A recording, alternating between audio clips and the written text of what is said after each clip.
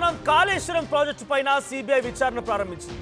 NDSA justice PC Ghosh ఇద్దరిచ్చినటువంటి ఈ నివేదిక ఆధారితంగా CBI రంగప్రవేశం చేసింది. అయితే సిబిఐ విచారణ ప్రారంభించినటువంటి ఆ పరిస్థితి తెలుస్తోంది. సో రికార్డులు పరిశీలించిన తర్వాత ఎఫ్ఐఆర్ కూడా నమోదు చేసే అవకాశం కనబడుతోంది. కాళేశ్వరం ప్రాజెక్టు పైన సిబిఐ విచారణ ప్రారంభమైనట్టుగా కనబడుతోంది. ప్రాజెక్ట్ అక్రమాలు, నిధుల దుర్వినియోగానికి సంబంధించిన అంశం పైన ఇప్పుడు సిబిఐ అటు ఘోష్ అండ్ ఎన్డీఎస్ఏ రిపోర్ట్లని ఆధారితంగా ఎఫ్ఐఆర్ నమోదు చేయబోతోంది. సో ఇప్పటికే ఆ ఘోష్ కమిషన్ రిపోర్ట్ని పూర్తిగా కొట్టిపారేయండి, అసలు ఘోష్ కమిషన్ రిపోర్టు సరైనది కాదు, ప్రభుత్వం చెప్తే రాసింది, కుట్రపూరితంగా రాసిందని చెప్పి అటు కేసీఆర్ కానివ్వండి, స్మితా సబర్వాల్ ఇద్దరు కూడా కోర్టుకెక్కారు. కోర్టుకెక్కి పెద్ద ఎత్తున విచారణ జరుగుతూ ఉండగా డైరెక్ట్గా ఇప్పుడు సిబిఐకి అన్ని రకాల పర్మిషన్ ఇచ్చింది తెలంగాణ రాష్ట్ర కాంగ్రెస్ పార్టీ ప్రభుత్వం.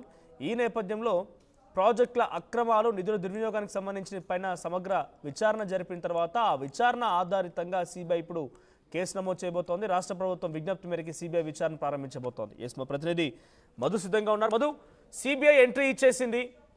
దేని అయితే ఎదుర్కోకుండా అడ్డుకోవాలని చెప్పి కేసీఆర్ ప్రయత్నం చేశారో, కోర్టుల వరకు వెళ్ళిపోయారో, దానిపై ఆరోపణలు చేసుకొచ్చారో, ఇప్పుడు అదే ఉదాహరణగా తీసుకొని దాన్నే ప్రధానమైనటువంటి ఒక డాక్యుమెంట్గా ఘోష్ కమిషన్ నివేదికను ఎన్డీఎస్సీ ఇచ్చినటువంటి ఆ రిపోర్ట్ని పరిశీలించి సిబిఐ ఎంట్రీ ఇవ్వబోతోంది. ఎలా చూడాలి సిబిఐ ఎంట్రీ తర్వాత బీఆర్ఎస్ పార్టీ రియాక్షన్ ఏంటి? రాష్ట్ర శాసనసభలో నిర్ణయం తీసుకుంది రాష్ట్ర ప్రభుత్వం. సుదీర్ఘ విచారణ తర్వాత అయితే పిసి ఘోష్ కమిషన్ ఇచ్చినటువంటి రిపోర్టు అంశాన్ని సిబిఐకి అప్పగించాలి, జరిగినటువంటి అవకతవకలకు సంబంధించినటువంటి దానిపైన ఎంక్వైరీ చేయాలనేటువంటి రాష్ట్ర ప్రభుత్వం నిర్ణయం తీసుకుంది. శాసనసభలో ప్రకటన చేశారు ముఖ్యమంత్రి రేవంత్ రెడ్డి. ఎన్డీఎస్ఏ తర్వాత జస్టిస్ పిసి ఘోష్ కమిషన్ నివేదికలు. ఎన్డీఎస్ఏ రిపోర్ట్ అంటే ఆల్రెడీ గత ప్రభుత్వ హయాంలోనే వచ్చింది. బీఆర్ఎస్ అధికారంలో ఉన్నప్పుడే ఎప్పుడైతే ఆ రెండు పిఎస్ కుంగిపోయాయో ఆ సమయంలోనే ఎన్డీఎస్ఏ రిపోర్ట్ ఇచ్చింది. అదొకటి. తర్వాత కాంగ్రెస్ అధికారంలోకి వచ్చిన తర్వాత జస్టిస్ పిసి ఘోష్ ఇచ్చినటువంటి నివేదికలు. రెండింటి దానిపైన సుదీర్ఘ విచారణ చేసిన తర్వాత, సుదీర్ఘ అనేక మందిని విచారించిన తర్వాత, ఇంజనీర్లను, తర్వాత ఇరిగేషన్ ఎక్స్పర్ట్స్ ను, తర్వాత కేసీఆర్, హరీష్ రావు కూడా దీంట్లో ఇరిగేషన్ సంబంధించినటువంటి విషయంలో అప్పుడు తీసుకున్న నిర్ణయాల పైన వారి అభిప్రాయం తీసుకున్నారు, రికార్డు చేశారు. వారు మాట్లాడినటువంటి మాటలు ఆడియో రూపంలో, వీడియో రూపంలో, డాక్యుమెంట్ రూపంలో 3 విధాలుగా వారి దగ్గర నుంచి విచారణ స్వీకరించారు. కాకపోతే ఈ కమిషన్ ని కొట్టివేయాలి, డిస్మిస్ చేయాలి, దీన్ని క్వాష్ చేయాలనేటువంటి సపరేట్ గా కేసీఆర్ వెళ్ళారు, హరీష్ రావు ఇద్దరు కూడా హైకోర్టును ఆశ్రయించారు. కాస్త సమయం తీసుకునేటువంటి సమయంలోనే రాష్ట్ర ప్రభుత్వం శాసనసభ ఏర్పాటు చేయడం, శాసనసభ నిర్ణయం తీసుకోవడం, సిబిఐకి అప్పచెప్పడం, ఇదంతా మనందరికీ తెలిసిందే. మొత్తానికి సిబిఐ విచారణ ప్రారంభమైంది. ఆల్రెడీ సిబిఐ డైరెక్టర్ హైదరాబాద్ చేరుకున్నారు, గత కొంతకాలంగా ఇక్కడే ఉన్నారు. దీనికి సంబంధించినటువంటి విచారణ చేస్తా ఉన్నారు, డీటెయిల్స్ తీసుకునే ప్రయత్నం చేస్తా ఉన్నారు. ఇప్పుడు పిసి ఘోష్ ఇచ్చిన కమిషన్ నివేదికతో పాటు ఇంకా మరికొంత అడిషనల్ సమాచారం సిబిఐకి రాష్ట్ర ప్రభుత్వం ఇవ్వాల్సినటువంటి ప్రత్యేక పరిస్థితులు ప్రస్తుతం ఉన్నాయి. ఎందుకంటే డిపార్ట్మెంట్ వైజ్, ఇరిగేషన్ డిపార్ట్మెంట్ కావచ్చు, అప్పుడు ఉన్నటువంటి అధికారులు కావచ్చు, ఎవరు చెబితే నిర్ణయం తీసుకున్నారు అనేటువంటి డీటెయిల్స్ సిబిఐ అధికారులకు ఇచ్చేటువంటి అవకాశం ఉంది. ఈ విచారణ కాస్త సుదీర్ఘంగానే కొనసాగేటువంటి అవకాశం ఉంది. మరో సిబిఐ ఇన్డెప్త్ గా, చాలా డీటెయిల్ గా దీనిపైన మళ్ళీ ఒకసారి దృష్టి పెట్టనున్నట్టుగా తెలుస్తా ఉంది. అక్రమంగా అంటే కావాలి ఉద్దేశపూర్వకంగా ఏదైనా జరిగిందని సిబిఐ విచారణలో తేలితే మాత్రం శిక్ష పడేటువంటి అవకాశం ఉంటుంది. సిబిఐ మళ్ళీ మొదటి నుంచి ఇంజనీర్లని, ఆ తర్వాత కాంట్రాక్ట్ సంస్థల్ని, ఆ తర్వాత అందులో పనిచేసినటువంటి అధికారులని, ఇప్పుడు మాజీ ముఖ్యమంత్రి కేసీఆర్ని, హరీష్ రావుని వెళ్ళి మళ్ళీ దఫాల వారిగా వీళ్ళని విచారిస్తుందా? మళ్ళీ మొదటి నుంచి కథ మొదటికి వస్తుందా? లేదంటే ఈ ఘోష్ కమిషన్ నివేదికనే ప్రధానమైనటువంటి ఆధారంగా తీసుకొని ముందుకు వెళ్తుందా?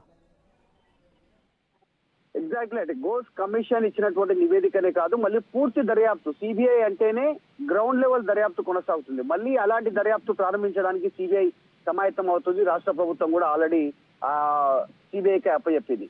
గత కొంతకాలంగా రాజకీయం తెలంగాణలో మొత్తం జరుగుతుందంతా కూడా కాళేశ్వరం పేరిట జరుగుతున్నటువంటి రాజకీయమే చాలా పెద్ద ఎత్తున ఉంది. రాజకీయాలను కాదు, ప్రభుత్వాలను మార్చినటువంటి సిచ్యువేషన్ ఉంది. అదే ఒక్క అంశం.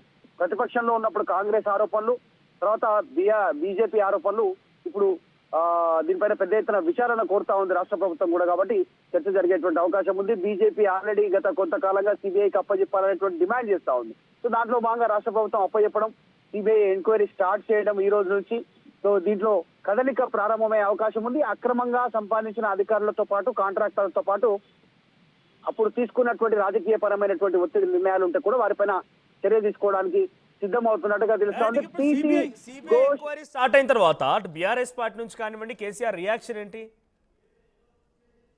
ఎగ్జాక్ట్లీ ఇప్పటికే పలు దఫాలుగా గజ్వేల్ ఫామ్ హౌస్ లో భేటీ అయ్యారు కేసీఆర్, కేటీఆర్, హరీష్ రావు. ఇప్పటికే రాష్ట్ర ప్రభుత్వానికి అప్లై చేశారు క్వాష్ చేయాలనేటువంటిది. రీసెంట్ గా అప్పుడు ప్రభుత్వ ప్రధాన అప్పుడు అడిషనల్ కార్యదర్శిగా పనిచేసినటువంటి స్మితా సబర్వాల్ కూడా రీసెంట్ గా హైకోర్టును ఆశ్రయించారు క్వాష్ చేయాలి ఆ పిటిషన్ అనేటువంటిది. దాంట్లో ఆమె చెప్పినటువంటి 2 వెర్షన్లు ఉన్నాయి. ఒకటేమో మొదట కేబినెట్ నిర్ణయాలు జరిగిన తర్వాతనే నిర్ణయాలు తీసుకున్నామని చెప్పారు. తర్వాత రెండవసారి విచారణ సందర్భంగా కమిషన్ ముందుకు హాజరైన సందర్భంలో స్మితా సబర్వాల్ నాకేం తెలీదు, గుర్తులేదు, నేను కనుక్కుంటాను, చాలా రోజులు అవుతుంది అనేటువంటి ఒక 2 సమాధానాలు చెప్పారు. సో వీటిపైన కూడా వీళ్ళందరూ మళ్ళీ సిబిఐ విచారణను ఎదుర్కొనేటువంటి సిచ్యువేషన్ కనిపిస్తా ఉంది. స్మితా సబర్వాల్ తర్వాత అప్పుడున్నటువంటి కీలక అధికారులు, ఈఎన్సీ అధికారులు, తర్వాత క్వాలిటీ కంట్రోల్ కి సంబంధించి ఎక్స్పర్ట్స్ ఇచ్చినటువంటి నివేదికలను ఎందుకు పక్కన పెట్టారు, ఏకపక్షంగా నిర్ణయం తీసుకోవడం గల కారణాలు ఏంటి, హరీష్ రావా, కేసీఆరా, అసలు ఎవరి ప్రోద్బలం ఉంది, ముడుపులు ఏమైనా జరిగాయా, దాంట్లో ముడుపులు ఇచ్చారా, అవినీతి జరిగిందా, కాళేశ్వరం కమిషన్ మీద ప్రధానంగా అనేటువంటి దానిపైన ఫోకస్ చేసే అవకాశం ఉంది. దానితో పాటు కీలకంగా కేసీఆర్ వీటితో పాటు ప్రభుత్వం గతంలో ఎందుకు నివేదికలను పక్కన పెట్టింది ఎక్స్పర్ట్ ఇచ్చినటువంటి దానిపైన అనేటువంటిది కూడా దృష్టి పెట్టనుంది సిబిఐ. ఒకవేళ అవినీతి తేలింది దీంట్లో అంటే మాత్రం చాలా మంది దీంట్లో విచారణ ఎదుర్కొనే అవకాశం ఉంది. ఈఎన్సీలు కానీ, ఇంజనీర్లు కానీ, అప్పుడున్నటువంటి క్వాలిటీ చెకింగ్ సంబంధించినటువంటి అధికారులు కానీ. సో మొత్తానికి